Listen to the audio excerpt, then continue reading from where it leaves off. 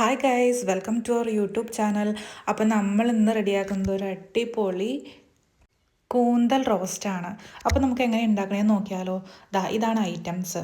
നമുക്കിപ്പോൾ ആദ്യം വേണ്ടത് കുറച്ച് ചെറുതായിട്ട് ചോപ്പ് ചെയ്ത ഇഞ്ചി, പച്ചമുളക്, വെളുത്തുള്ളി, സവോള, പിന്നെ ചെറിയുള്ളി. ഇപ്പോൾ സവോള വേണമെന്നില്ല.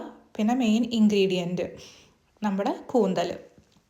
ഇനി നമുക്ക് ആദ്യമായിട്ട് ഞാനിപ്പോൾ ഇവിടെ എടുത്തിരിക്കുന്നത് പ്രഷർ കുക്കറാണ്. അതിനകത്തേക്ക് എണ്ണ ഒഴിക്കുക. എണ്ണ ചൂടായി വരുമ്പോഴത്തേനും കടുകിട്ട് ജസ്റ്റ് ഒന്ന് പൊട്ടിച്ചിട്ട് ഇഞ്ചി, വെളുത്തുള്ളി, അതുപോലെ പച്ചമുളക് ഇട്ട് നന്നായിട്ടൊന്ന് മൂപ്പിച്ച് കൊടുക്കുക.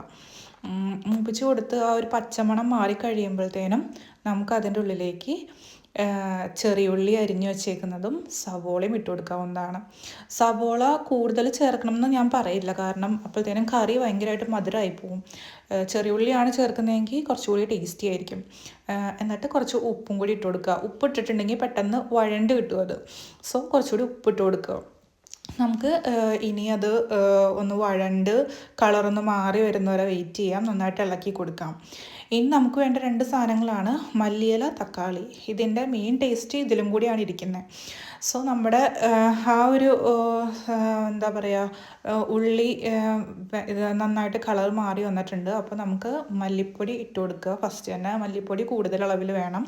പിന്നെ അതിലും കുറച്ച് അളവിൽ കുറച്ചുകൂടി മുളക് പൊടി ഇട്ട് കൊടുക്കുക. അതിലും കുറച്ച് അളവിൽ മഞ്ഞൾപ്പൊടി ഇട്ട് കൊടുക്കുക. ഈ 3 പൊടികളാണ് നമ്മൾ യൂസ് ചെയ്യുന്നത്. ഇതിട്ട് നന്നായി ഇളക്കി കൊടുക്കുക.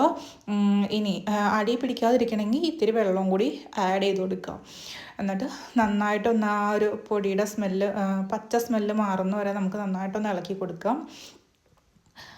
ഇളക്കി കൊടുത്ത് കഴിയുമ്പോഴത്തേനും ഇങ്ങനെ ഒരു ഔട്ട്ലുക്ക് ആയിരിക്കും നമുക്ക് കിട്ടുന്നത്. പിന്നെ നമുക്ക് മല്ലിയില അതിനകത്തേക്ക് ചേർത്ത് കൊടുക്കാം, നമുക്ക് കുറച്ചുകൂടി ടേസ്റ്റി ആവുന്നതിന് വേണ്ടിയിട്ട്.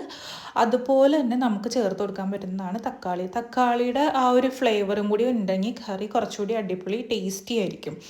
അപ്പോൾ നമുക്കത് ആഡ് ചെയ്ത് കൊടുക്കാം. പിന്നെ കുറച്ച് വെള്ളം ഒഴിച്ചിട്ട് നമുക്കത് ഒന്ന് കുക്കായി വരുന്നവരെ ഒരു മീഡിയം ഫ്ലെയിമിൽ ഇട്ടിട്ട് വേവിച്ച് കൊടുക്കാം. അപ്പോൾ ഇതാണ് മീഡിയം ഫ്ലെയിമിൽ ജസ്റ്റ് വെന്ത് വന്നിട്ടുണ്ട്. അപ്പോൾ നമുക്ക് നമ്മുടെ കൂന്തൽ നന്നാക്കി വെച്ചിരിക്കുന്നത് ആഡ് ചെയ്ത് കൊടുക്കുക.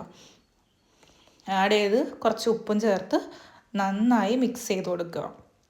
ഇനി ഈ കൂന്തൽ വേവിക്കുമ്പോൾ എന്ന് വെച്ചിട്ടുണ്ടെങ്കിൽ നമ്മൾ ഫസ്റ്റ് ഹൈ ഫ്ലെയിമിൽ വെച്ച് ഫസ്റ്റത്തെ വിസിൽ വരുന്ന വരെ വേവിക്കുക.